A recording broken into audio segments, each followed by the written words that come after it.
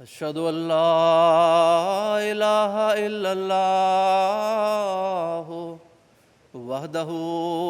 لا شريك له وأشهد أن محمدًا عبده ورسوله أما بعد فأعوذ بالله من الشيطان الرجيم بسم الله الرحمن الرحيم هنالك دعا زكريا ربه قال رب هب لي من لدنك ذرية طيبة إنك سميع الدعاء۔ اس موقع پر زکریا نے اپنے رب سے دعا کی، اے میرے رب مجھے اپنی جناب سے پاکیزہ ذریت عطا کر، یقیناً تو بہت دعا سننے والا ہے۔ حاضرین جلسہ، جیسا کہ آپ سماعت فرما چکے ہیں، خاکسار کو مغرب میں بچوں کی پرورش کے عنوان پر والدین سے کچھ عرض کرنا ہے۔ اولاد ایک حسین تحفہ خداوندی ہے جس کی پرورش کرنا والدین کا اہم فریضہ ہے۔ کچھ لوگ اللہ تعالیٰ کی تعلیمات کے مطابق اولاد کی تربیت کرنے کی کوشش کرتے ہیں، جبکہ کچھ لوگ اپنی سوچ کے مطابق۔ لیکن بچوں کی پرورش کا سب سے محفوظ طریق وہی ہو سکتا ہے جو علیم و خبیر خدا نے سکھایا ہو، کیونکہ ہمارا خالق ہی بہتر جانتا ہے کہ ان کی جسمانی، روحانی اور جذباتی ضروریات کیا ہیں، اور اس امر میں تو کوئی شک نہیں کہ بغیر اللہ کے فضل کے ہم ہرگز اپنے بچوں کی تربیت نہیں کر سکتے۔ لیکن اس حوالے سے حضرت صلی اللہ علیہ وآلہ وسلم نے ہمیں ایک بہت بڑی خوشخبری دی ہوئی ہے۔ آپ نے فرمایا کہ 3 دعائیں ایسی ہیں جن کی قبولیت میں شک نہیں، یعنی مظلوم کی دعا، مسافر کی دعا اور والد کی بچے کے لیے دعا۔ حضرت مسیح موعود علیہ السلام بچوں کے واسطے دعا کے سلسلے میں ہماری رہنمائی کرتے ہوئے فرماتے ہیں، میں دیکھتا ہوں کہ لوگ جو کچھ کرتے ہیں وہ محض دنیا کے لیے کرتے ہیں۔ محبت دنیا ان سے کراتی ہے، خدا کے واسطے نہیں کرتے۔ اگر اولاد کی خواہش کرے تو اس نیت سے کرے، وَجْعَلْنَا لِلْمُتَّقِينَ امامہ پر نظر کر کے کرے کہ کوئی ایسا بچہ پیدا ہو جائے جو اعلاء کلمۃ الاسلام کا ذریعہ ہو۔ جب ایسی پاک خواہش ہو تو اللہ تعالیٰ قادر ہے کہ زکریا کی طرح اولاد دے دے۔ یہی وجہ ہے کہ انبیاء کرام اور دیگر نیک لوگ اللہ تعالیٰ سے صالح اولاد مانگتے ہیں، جیسا کہ تلاوت کردہ آیت میں حضرت زکریا علیہ السلام نے طیب اولاد ہی مانگی ہے۔ اسی طرح حضرت ابراہیم علیہ السلام بھی عرض کرتے ہیں کہ رب ہب لی من الصالحین، کہ اے میرے رب مجھے صالح اولاد عطا فرما۔ حضرت مریم علیہ السلام کی والدہ بھی وَإِنِّي أُعِيذُهَا بِكَ وَذُرِّيَّتَهَا مِنَ الشَّيْطَانِ الرَّجِيمِ کے الفاظ میں اپنی اولاد کے شیطان سے محفوظ رہنے کی دعا ہی مانگتی ہیں تاکہ اسے اللہ کا پیار نصیب ہو جائے۔ یہ جاننے کے بعد کہ حصول اولاد کا اصل مقصد اسے خدا کا پیارا بنانا ہے، اب ہم جائزہ لیتے ہیں کہ اس مقصد کے حصول کے لیے ہم بچوں کی مدد کیسے کر سکتے ہیں، تربیت کے لیے کون کون سے طریقے اختیار کرنے یا احتیاطیں برتنے کی ضرورت ہے، وہ کون سی ممکنہ برائیاں ہیں جن سے انہیں بچانے کی کوشش کرنا ہے، بچوں کے ساتھ ہمارا رویہ کیسا ہونا چاہیے، اور امریکہ میں نئے آنے والے احمدیوں اور ان کے بچوں کا نسب العین کیا ہونا چاہیے۔ یاد رکھیں کہ بچوں کے اندر نقل کرنے کا مادہ اور سیکھنے کی استعداد بہت بڑی ہوئی ہوتی ہے۔ وہ جو کچھ اپنے ارد گرد دیکھتے ہیں وہی کرنے کی کوشش کرتے ہیں۔ اس لیے اگر ماں باپ نماز ادا کریں گے تو بچہ بھی نماز ادا کرے گا، اگر والدین تلاوت قرآن کرتے ہیں تو اولاد بھی کرے گی، اگر والدین حضور انور کا خطبہ سنتے ہیں تو بچے بھی توجہ کریں گے، لیکن اگر اپنا عملی نمونہ پیش نہیں کریں گے بلکہ صرف نصیحت ہی کرتے جائیں گے تو بجائے فائدے کے نقصان ہوگا۔ بچے ہمیشہ یہی سمجھیں گے کہ اگر یہ بات اتنی ہی ضروری ہوتی تو اماں ابا خود کیوں نہیں کرتے۔ اس لیے یہ واضح ہو کہ ہم تربیت نہیں کر سکتے جب تک خود اپنا نمونہ پیش نہ کریں۔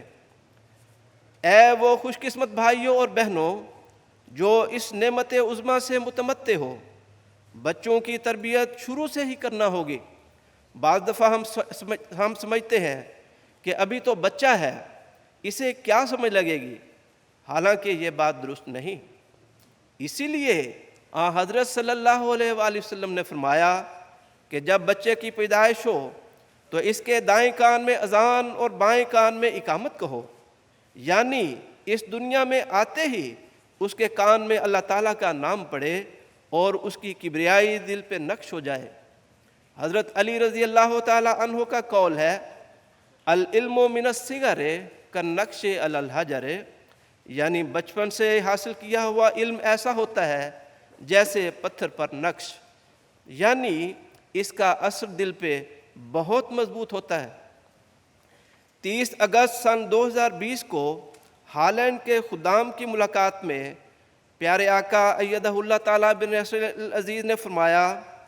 پنجابیوں کی طرح یہ نہ کہیں کہ وڈا ہو کے ٹھیک ہو جاوے گا، بلکہ عمر کے ساتھ ساتھ بچوں کی تربیت کریں۔ سو اگر ہم اللہ تعالیٰ سے دعائیں کرتے ہوئے بچپن سے ہی تربیت شروع کریں تو اللہ تعالیٰ کے کرم پر امید رکھ سکتے ہیں کہ وہ ہمارے بچوں کو اپنا پیارا بنا لے۔ پیارے بھائیوں، بچوں کو اللہ تعالیٰ کا ویسا ہی تعارف کرانا ضروری ہے جیسا کہ اللہ تعالیٰ ہے، تاکہ اس سے پیار کا تعلق قائم ہو سکے۔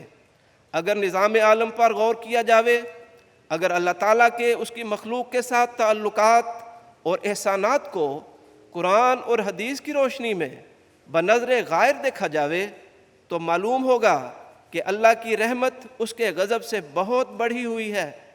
بے شک اللہ تعالیٰ کی جبروت اور اس کی قہاریت کا علم بھی ہونا چاہیے، لیکن اس کی عنایات بے پایاں اور اس کی بغیر تفریق کے رحمانیت سے اس کی انذاری صفات کو کوئی نسبت ہی نہیں۔ اللہ تعالیٰ کے 101 صفاتی نام جو بیان کیے جاتے ہیں، ان میں صرف المذل، المنتقم، الضار اور القہار صرف 4 ایسی صفات ہیں جن میں انذاری رنگ پایا جاتا ہے۔ باقی 97 صفاتی نام تو اللہ تعالیٰ کی رحیمیت اور رحمانیت کے آئینہ دار ہیں۔ اس لیے بچوں کو ڈرانے کی بجائے اللہ تعالیٰ کے پیار کی باتیں کیا کریں، اس کے احسانات کا ذکر بار بار کیا کریں۔ یہ سوچ چھوڑ دیں کہ بچوں کو دوزخ کے انگاروں سے ڈرائیں گے تو وہ نمازیں پڑھنے لگ جائیں گے، بلکہ سچ تو یہ ہے کہ اگر ہمارے بچوں کو اللہ سے پیار ہو جائے گا تو اس کی ناراضگی کا خوف بھی خود ہی پیدا ہو جائے گا۔ خصوصاً ان انعامات کا ذکر کریں جو بچوں نے خود دیکھے ہوں، جو انہوں نے خود اپنی ذات میں مشاہدہ کیے ہوں، اپنے رشتہ داروں اور دوستوں میں مشاہدہ کیے ہوں، تاکہ انہیں کسی خارجی دلیل کی ضرورت ہی نہ رہے، بلکہ ہر واقعہ اپنی ذات میں ان کے لیے ایک کھلی دلیل ہو۔ پیارے بھائیوں اور بہنوں، ہمیں بچوں میں یہ عادت راسخ کرنی ہوگی کہ بغیر پریشانی کے اور پریشانی کے وقت خود بھی دعا کریں اور حضور انور ایدہ اللہ تعالیٰ بن نصر العزیز کو بھی دعائیہ خط لکھا کریں۔ جب وہ مشکل دور ہو جائے تو اس بات کا ذکر بار بار بچوں کے سامنے کریں کہ ہمارا خدا کتنا پیار کرنے والا خدا ہے جس نے ہماری مشکل دور کر دی۔ اس سے نہ صرف اللہ تعالیٰ پر یقین پیدا ہوگا بلکہ اللہ تعالیٰ سے پیار کا تعلق بھی قائم ہوگا۔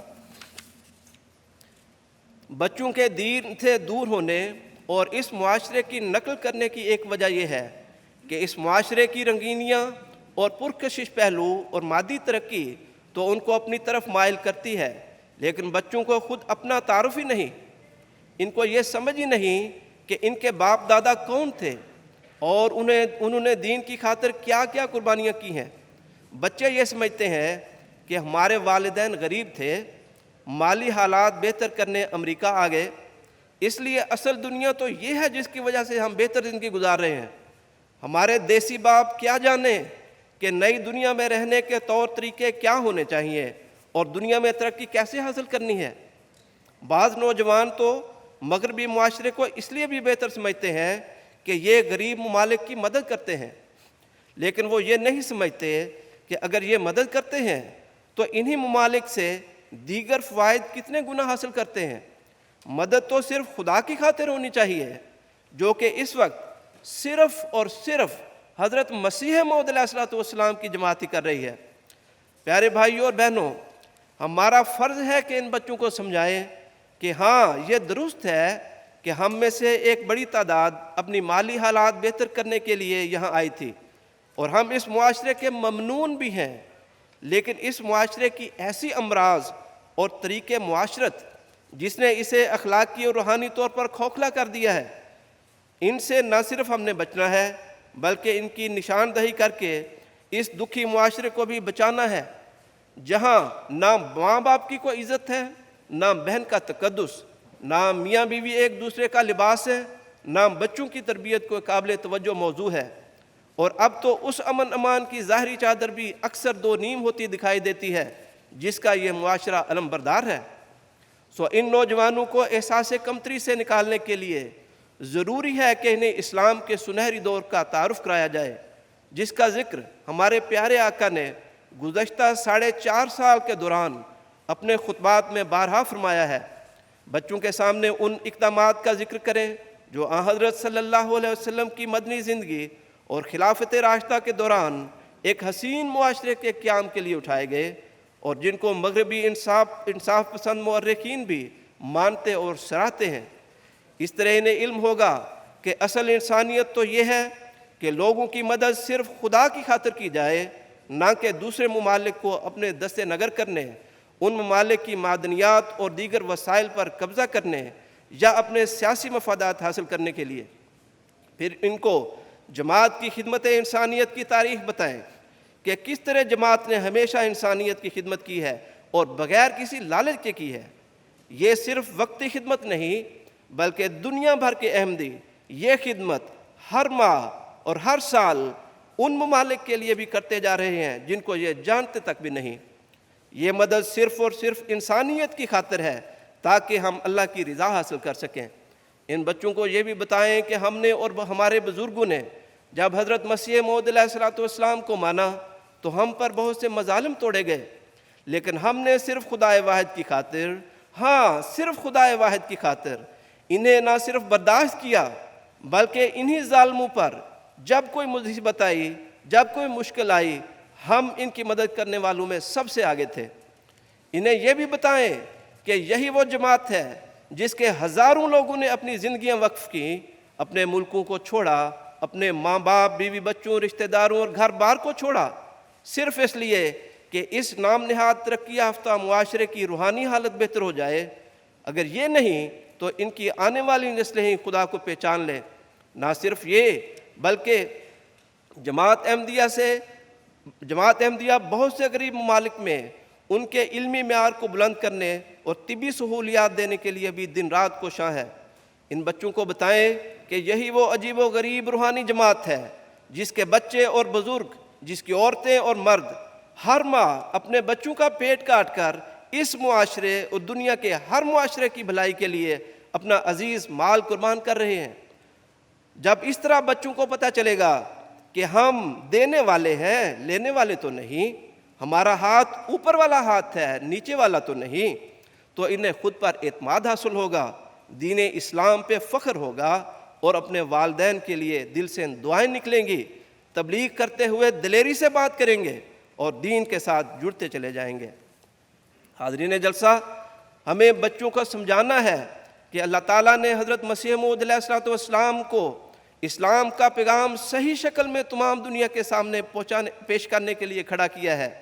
اس لیے ہمیں ہر وہ کام کرنا ہے جس سے حضرت مسیح موعود علیہ السلام کے مشن کو مدد ملے، اور ہر اس کام سے رکنا ہے جس سے حضور علیہ السلام کے مشن کو نقصان پہنچنے کا احتمال بھی ہو۔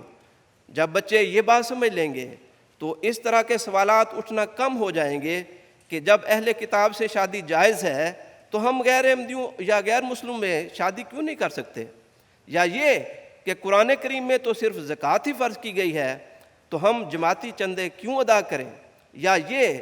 کہ کیا نظام وصیت اور بہشتی مقبرے کا قیام بدعت نہیں؟ یا یہ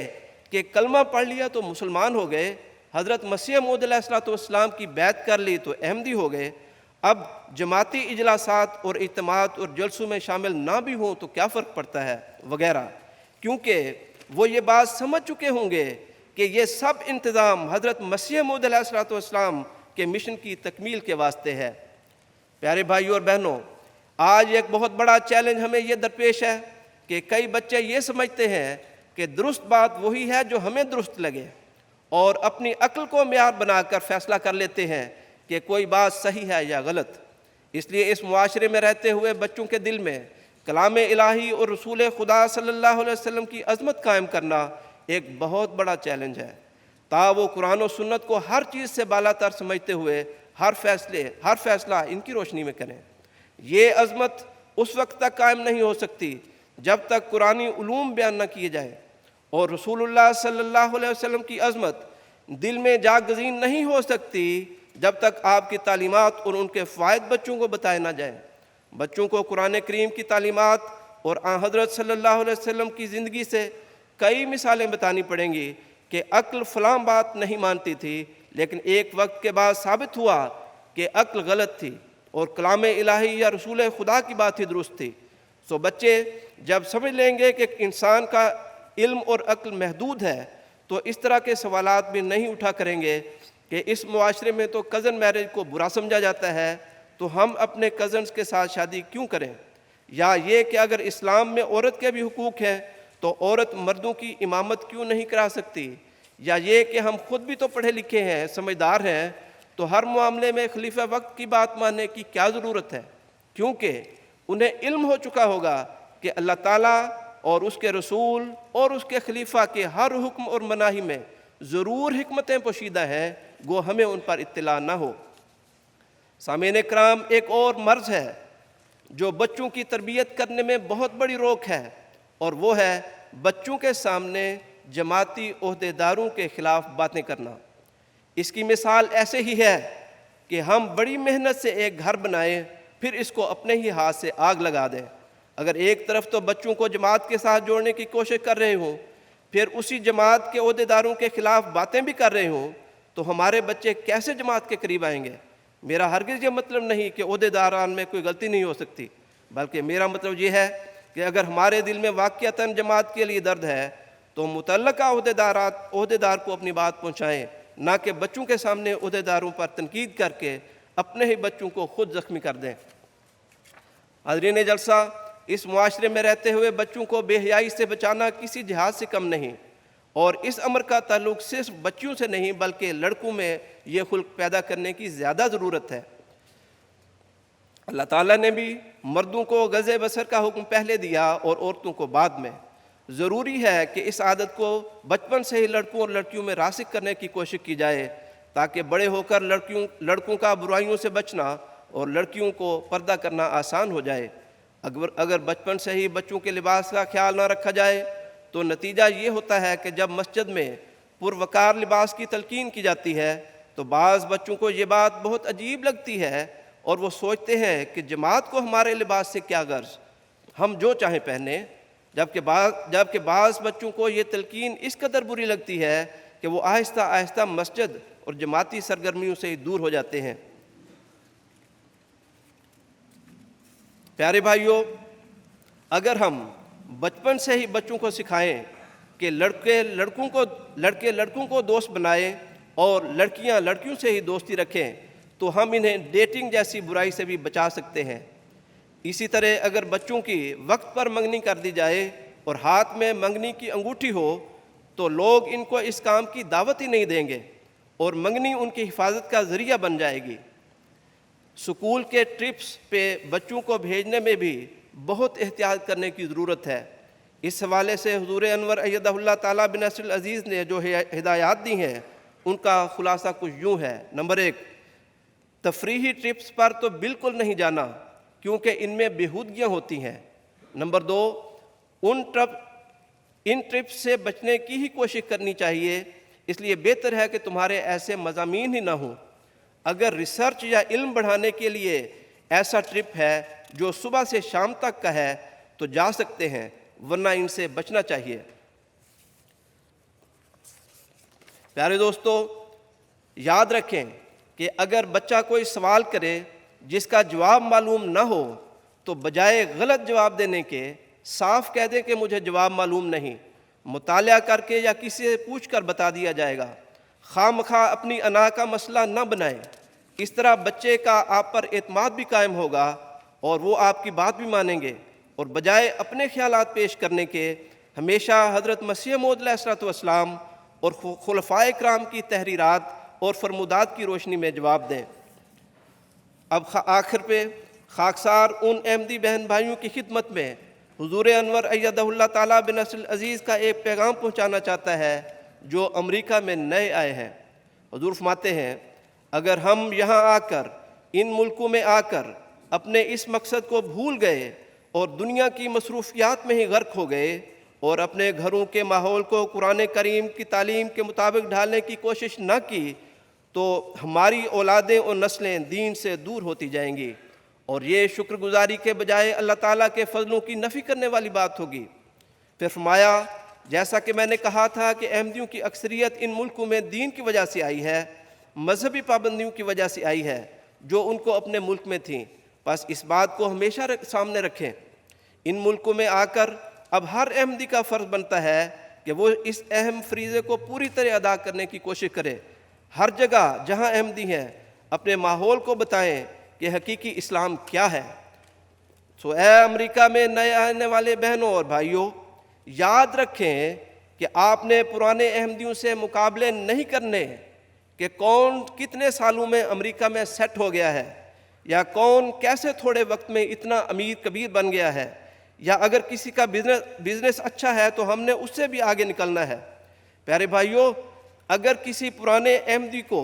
اپنی غلطیوں سے کوئی نقصان پہنچا ہے تو آپ تو ان غلطیوں سے بچیں۔ آپ کو کیا پتا کہ امریکہ میں ایک لمبا عرصہ گزارنے کے بعد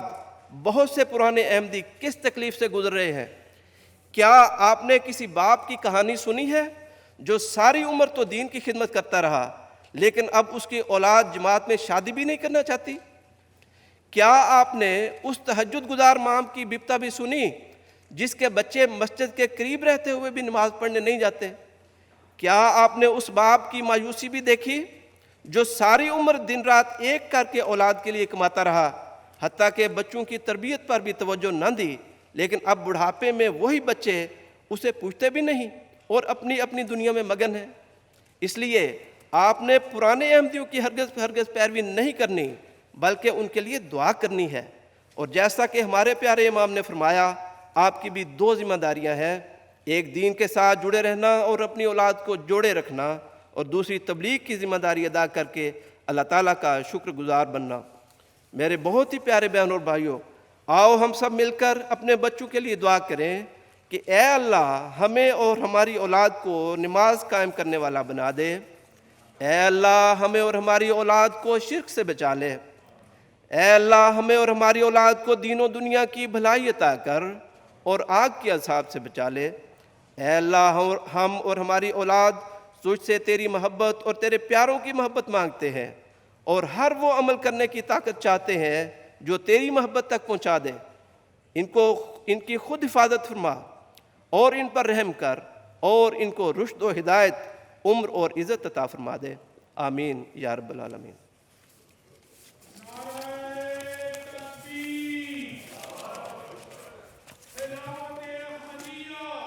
جزاک اللہ۔